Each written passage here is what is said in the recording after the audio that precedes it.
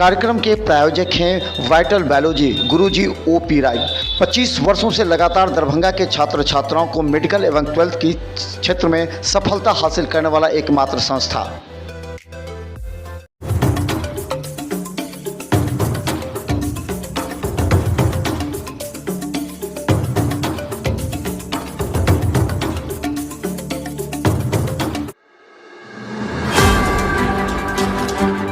बिहार के पटना सहित सभी जिले भीषण गर्मी की चपेट में। मौसम विभाग ने अब लू का ऑरेंज अलर्ट किया जारी।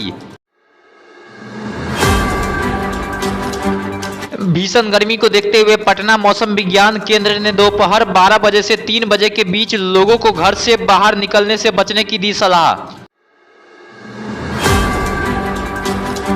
पूर्णिया शहर की फोर्ड कंपनी चौक के पास बाइक सवार अपराधियों ने मधुबनी टीओपी प्रभारी को मारी गोली।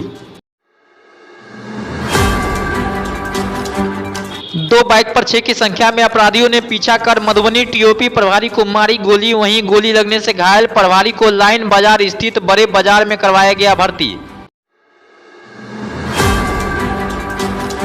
पटना में 12 जून को होने वाले लोकसभा चुनाव को लेकर विपक्ष की बैठक टलने के हैं आसार। बैठक में कई नेताओं के गैर मौजूदगी के कारण टल सकता है बैठक।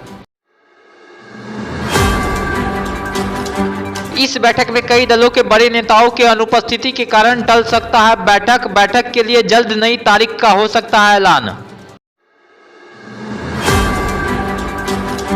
विपक्षी दलों की इस बैठक में राहुल गांधी और कांग्रेस के राष्ट्रीय अध्यक्ष मल्लिकार्जुन खड़गे नहीं होंगे शामिल।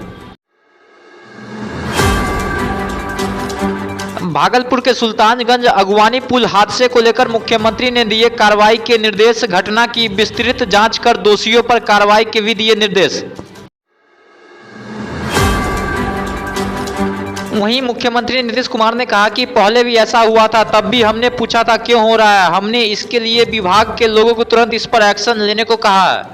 में जो हुआ है अभी कुछ समय पहले एक बार और हुआ था, तो उसी समय हमने कहा ऐसा क्यों हुआ। अब फिर जब ये फिर गिरा है, कल ही हमको पता चला है, तो तुरंत हमने विभाग के सब लोगों को कहा कि जा करके देख लीजिए और तुरंत एक्शन लीजिए। बिहार भाजपा के प्रदेश अध्यक्ष सम्राट चौधरी ने निर्माणाधीन पुल को बीच नदी में ध्वस्त होने पर मुख्यमंत्री नीतीश कुमार पर किया हमला। वहीं सम्राट चौधरी ने कहा कि खगड़िया के अगवानी पुल का आधा हिस्सा बीच नदी में गिरना नीतीश सरकार के अंदर व्याप्त भ्रष्टाचार को दर्शाता है।